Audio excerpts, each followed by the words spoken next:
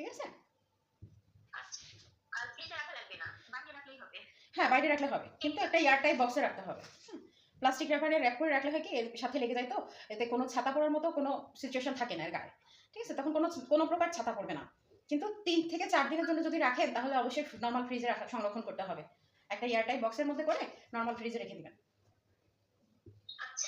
আচ্ছা দেখেন, এটা কিন্তু আমার একদম লাস্টে আছে, এইটুকু যতটুকু মাপ আছে ততটুকু। এই দিয়ে আমি এটা আস্তে আস্তে করে সামনের দিকে নিয়ে আসবো। এটা নতুনদের জন্য ভালো, যারা মনে করেন যে একেবারেই পারে না ব্রেড নাইফ দিয়ে কাজ করতে, তাদের জন্য পারফেক্ট আমি মনে করি। দেখেন একদম সুন্দর আসছে সব দিক থেকে।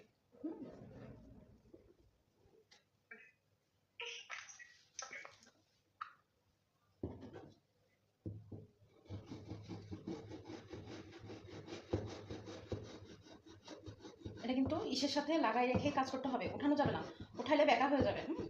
এটা হচ্ছে আপনি যেখানেই রেখে কাজ করেন না কেন, উঠানো যাবে না, উঠালে জিনিসটা বেঁকা হয়ে যাবে।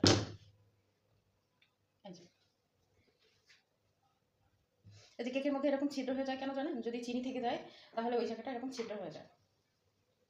আচ্ছা, এইটুকু দিয়ে আমরা জার কেক করব, এটা আলাদা। আর টাপ কেক করব। এখন টাপ তো আমার বড়, আর এটা হচ্ছে চারকোনা, সেক্ষেত্রে আমরা এখন কি করতে পারি?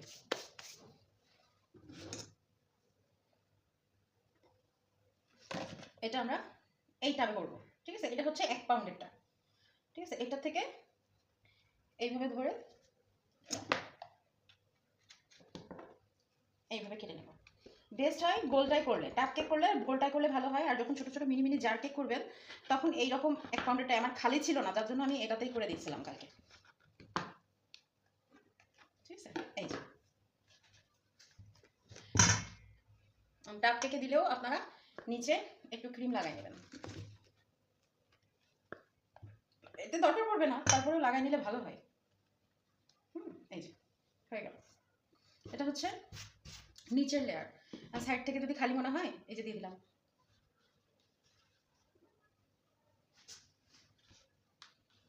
ঠিক আছে? এই যে কভার হয়ে গেল।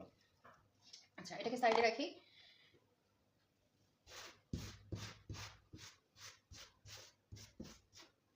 এবার উপরের লেয়ারে কি করব? যে ঢাকন আছে না, এই ঢাকন দিয়ে আমি হচ্ছে কাটবো। ঢাকনটা একটু হিসেবে বড় হয়ে যাচ্ছে, মানে যেহেতু এটা বাইরের থেকে ঢাকা হবে তো সেই জন্য। যাই হোক, আমি অল্প অল্প কেটে নিই, যদি পাশ থেকে দরকার পড়ে তাহলে পাশ থেকে দিয়ে কাভার দিয়ে নিব। দেখা যাচ্ছে নাকি এক সাইড হয়ে গেছে?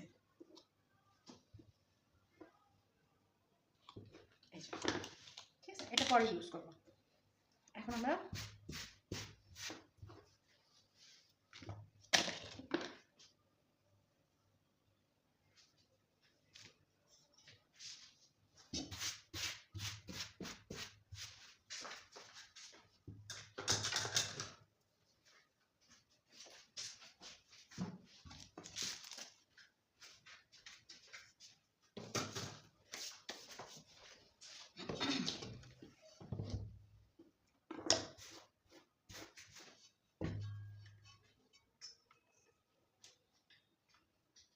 দেখেন তো ঠিক মতো দেখা যায়?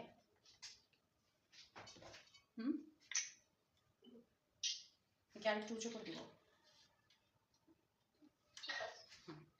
আচ্ছা, এবার দেখেন এটাতে আমরা কি করলাম, সামান্য একটু নিচে ক্রিম দিলাম, ক্রিম দিয়ে এটা কি করে দিলাম। এই দেখেন চিনি কিন্তু সব গলে গেছে।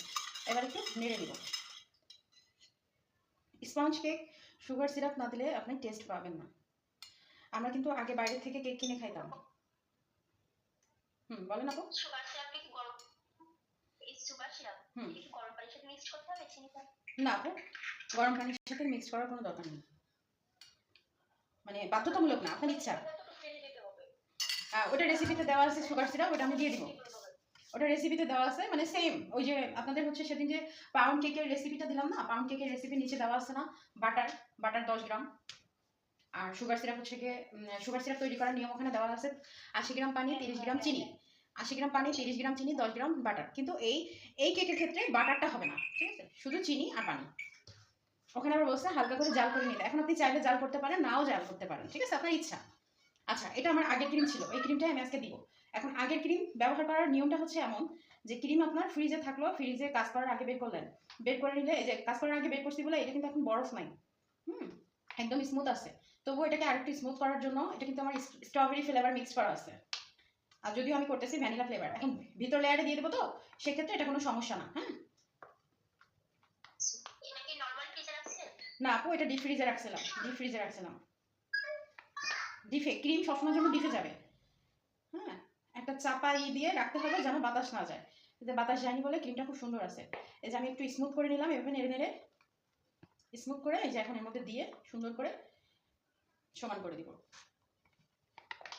2 লেয়ারে যখন কেক করবেন তখন মাঝখানে ক্রিম বেশি করে দিবেন। বলেন আপু, আপু কি বলতে চাচ্ছিলেন বলেন শুনি।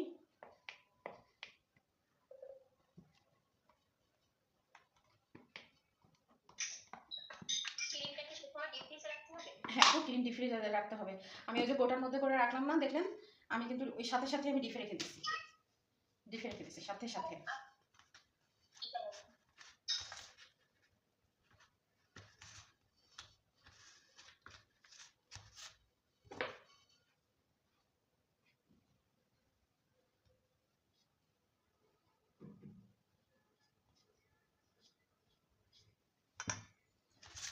আচ্ছা, আমি যেটা বলছিলাম, আমি তো আপনাদের দেখাই, তো ডেকোরেশনের জন্য দেখাই বলে আমি মনে করেন সবসময়ের জন্য 2 লেয়ারে করি। যেখানে যে ক্রিমটা কেকটা বেশি হাইট থাকে তখন আমি 3 লেয়ারে করি, ঠিক আছে? কিন্তু আপনারা যখন কাজের জন্য দিবেন বা বাসায় খাওয়ার জন্য হয়, তাহলে ক্রিম যদি বেশি দিতে চান তাহলে 3 লেয়ার করবেন, আর যদি মনে করেন যে এমনি খাওয়ার জন্য নর্মালি করবেন তাহলে 2 লেয়ারে করবেন। আর 2 লেয়ারে যখন করবেন কেকটা, তখন কিন্তু অবশ্যই হচ্ছে মাঝখানে ক্রিমটা বেশি দিয়ে দেবেন, ঠিক আছে? সুগার সিরাপটা ক্রিম কেকটাকে সফট করে, সফট করে। সুগার সিরাপ দিলে কেকটা সফট থাকে, নরম হয়, ড্রাইনেসটা নষ্ট করে দেয় সুগার সিরাপ। হ্যাঁ,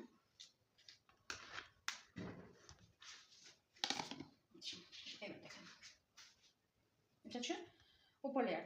এখানে যদি আপনি অল্প না দিছেন তাহলে উপরে যখন ঢাকন দিয়ে ঢাকতে যাবেন তখন কিন্তু এটা নষ্ট হয়ে যাবে, ডিজাইনটা নষ্ট হয়ে যাবে। এই জন্য আমি আর কি 2 লেয়ার ব্যবহার করতেছি। হ্যাঁ,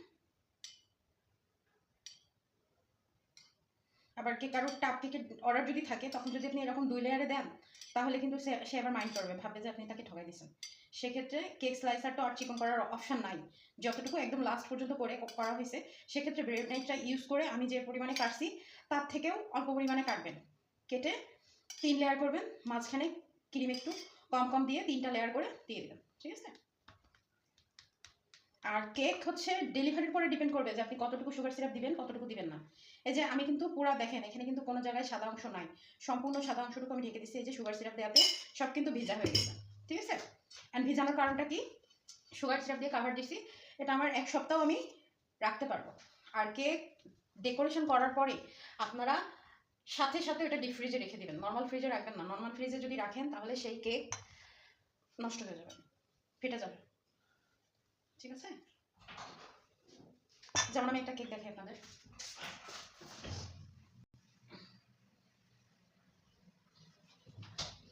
এই যে দেখেন, দেখা যায় এই কেকটা দেখেন ফেটে গেছে না? অনেক সময় কেকে যদি সুগার সিরাপ কম দেওয়া হয় তাহলে কিন্তু কেক ফেটে যায়। আর পর্যাপ্ত পরিমাণে সুগার সিরাপ, বেশি করে সুগার সিরাপ দিলে কোনো সমস্যা না, কিন্তু সুগার সিরাপ দেওয়ার কারণ আছে। সুগার সিরাপ দিতে হবে কখন জানেন? আপনার যদি সকালে বানাচ্ছেন, আপনি রাত্রেবেলায় ডেলিভারি দিবেন, তারা কিন্তু ওই রাতেই কেক কাটবে, তখন সুগার সিরাপ আপনি কম দিবেন, নাহলে কিন্তু একদম পুরোপুরি পানি পানি লাগবে, ঠিক আছে? আর যদি মনে করেন আপনার অনেকগুলো অর্ডার আছে, এই অর্ডারটা 1 সপ্তাহ আগে আসছে, আপনি আগে থেকে বানিয়ে রেখে দিলেন, তখন অতিরিক্ত মাত্রায় আপনি সুগার সিরাপ দিবেন, দিয়ে এইভাবে ফ্রিজে যদি রেখে দেন তাহলে কখনো ফাটবে না, বুঝছেন? এটা সুগার সিরাপ কম দেওয়া হয়েছে, এজন্য এটা ফেটে গেছে।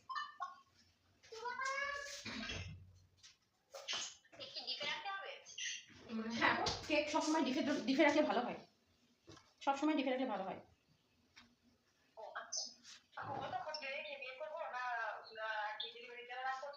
হ্যাঁ, ডেলিভারি দেওয়ার আগ পর্যন্ত ডিপে থাকবে।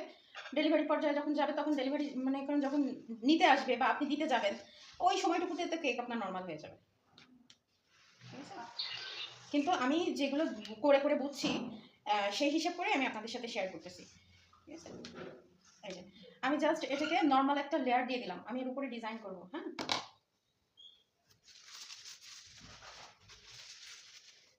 শুধুমাত্র ক্রামগুলো না ওঠার জন্য আমি এটা করছি। আমি এখানে একটা ডিজাইন করবো। এটা যদি আমি আজকে খাইতাম তাহলে কিন্তু আমি এটাতে এত সুগার সিরাপ দিতাম না, ঠিক আছে? আর দেখেন এখানকার লেয়ারটা দেখছেন, ক্রিমে বোঝা যাচ্ছে। এর উপর থেকে যখন ডিজাইন দেবো তখন আসতে ঠিক হয়ে যাবে।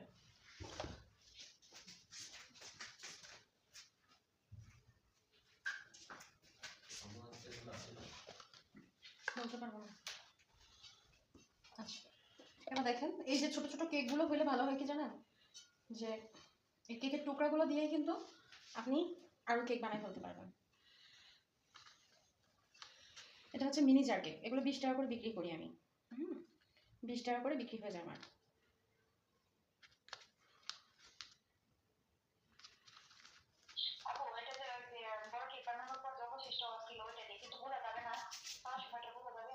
না বোঝা যাবে না, না না বোঝা যাবে না। আর এগুলো এই গুঁড়া দিয়েই করে, হ্যাঁ এগুলো এটা দিয়েই করে, এই ছোট ছোট টুকরো দিয়েই করে, বোঝা যাবে না।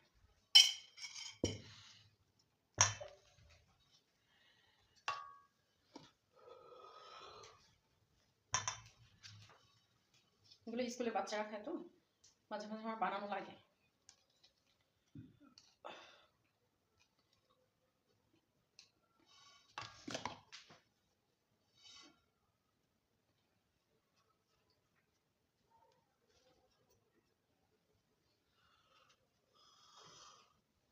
ফোন দে।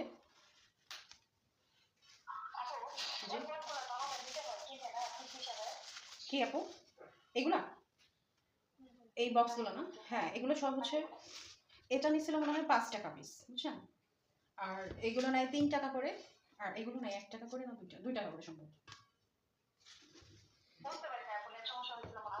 হ্যাঁ বলছি এই যে এই কেকের বক্সগুলো নেয় 5 টাকা, এই কাপ কেকের এটা 5 টাকা নেয়, আর ছোটগুলো নেয় হচ্ছে 3 টাকা, এগুলো নেয় 3 টাকা। মানে আমার কাছে এই কালারটা নাই, ওই সরি পানি কালারটা নাই, এটা আছে যার জন্য আমি এটা নিয়ে আসি আপনাদের দেখানোর জন্য, কিন্তু এই সাইজেই থাকে, পানি কালার এই সাইজ থাকে। আর এইগুলো নেই হচ্ছে, হ্যাঁ তো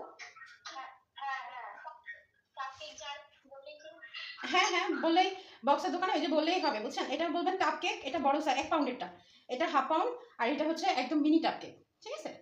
এগুলো নেয় মনে হয় 1 টাকা করে, সম্ভবত 1 টাকা করে ঢাকুন। আর এটা দুইটা মিলে নিছিল কত, 50টা ঢাকুন নিছিলাম, 25 টাকা নিছিল, মানে 18 করে নিছে আপনার হচ্ছে 1 টাকায় 2টা দিছিল ঢাকুন। আর এটা 50 টাকা 50টা দিছিল, মানে 1 টাকা করে, টোটালি 1.5 টাকা লাগছে। আর এইটা হচ্ছে বড় সাইজের জার, এর থেকে একটা ছোটও আছে, এটা এই সেট নিছিল 4 টাকা, এই যে 4 টাকা, ঠিক আছে?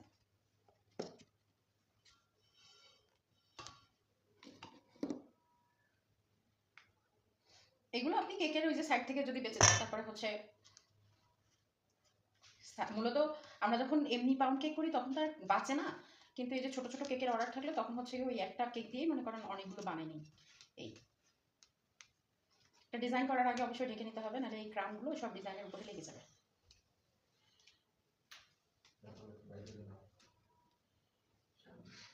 তালা দিয়ে বেশ, ঠিক আছে? এই যে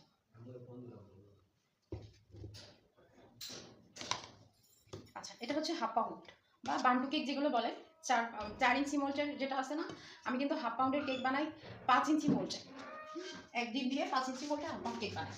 এটা হচ্ছে এই যে এই যে এটাতে, ঠিক আছে? এটা হচ্ছে 5 ইঞ্চি মোল্ড, এর থেকে আরেকটা 4 ইঞ্চি মোল্ড আছে, হ্যাঁ সেই মোল্ডে আপনার এই কেকগুলো ভালো হয়। আর নাইলে এই এই এর মধ্যে বানাই নিয়ে আপনাকে এইভাবে কাটতে হবে।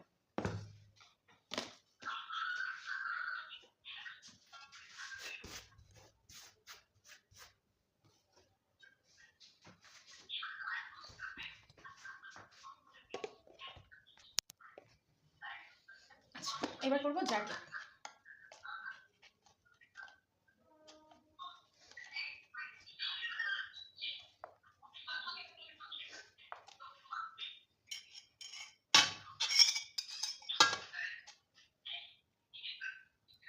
জার কেকের জন্য আমরা কিন্তু ওইভাবে কাজ করতে পারবো না, আমাদেরকে পাইপিং ব্যাগ ইউজ করতে হবে।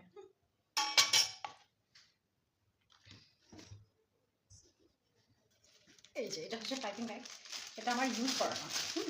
এখন একটা পাইপিং ব্যাগ আপনি চাইলে ব্যবহার করে ফেলা দিতে পারেন, কিন্তু এটা যদি ব্যবহারের যোগ্য থাকে তাহলে আপনি ফেলাবেন কেন বলেন? ব্যবহার করতে পারলে সমস্যা কি, তাই না?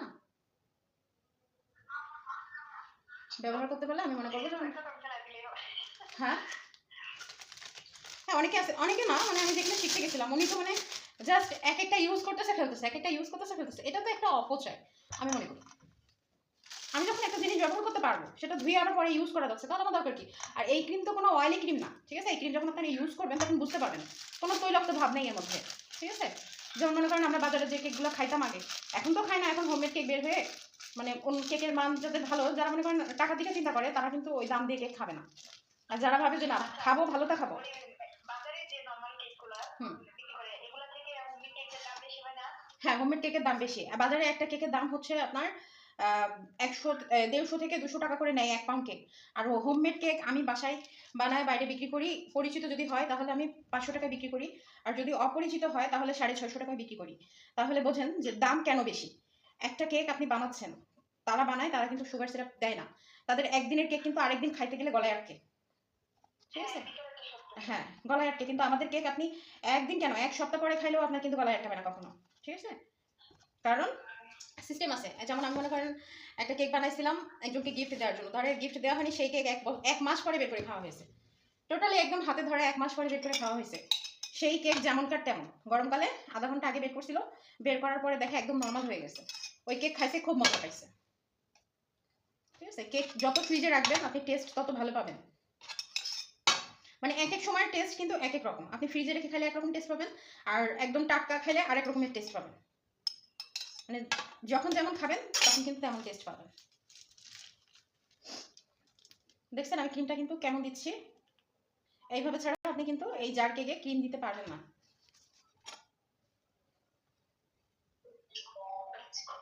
আপু নরমালি আমরা এক পাউন্ড কত করে রাখতে হয়? ওটা আমি আপনাদেরকে হিসাব বের করে দিব। মনে করেন আমার উপকরণ কি? উপকরণ আছে, আমার স্পঞ্জ কেকের উপকরণ যাচ্ছে 6টা। এখন এই 6টা কতটুকু পরিমাণে লাগছে আমাকে হিসাব করতে হবে। হিসাব করে যা খরচ হচ্ছে তার সাথে আমি 10% অ্যাড করে দিব। যে টাকা খরচ হচ্ছে তার সাথে আমি 10% অ্যাড করে দিব। এখন যদি আমি শপে নিয়ে বিক্রি করি তাহলে আমাকে 20% অ্যাড করতে হবে। যা খরচ হবে তার 20% আমার ওখানে অ্যাড করতে হবে। আর খরচটা আপনারা বের করবেন কি করে? শুধু কি ওই 6টা আইটেম না, আপনার যে জিনিসপত্র আপনি ইউজ করতেছেন এটারও তো একটা কস্ট আছে না? ব্যবহার মূল্য আছে না এটার? ইলেকট্রিসিটি আছে, তারপরে আপনার হচ্ছে একটা সময়ের মূল্য আছে, সব কিছু ধরতে হবে এখানে। ধরে নিয়ে তারপরে আপনার হিসাব বের করতে হবে। ওটা আমার কাছে আছে, আমি আপনাদের সাথে লাস্ট দিন ওই বিষয় নিয়ে ডিসকাস করবো, তখন আমি আপনাদেরকে সুন্দর করে এটা বোঝাই দেবো।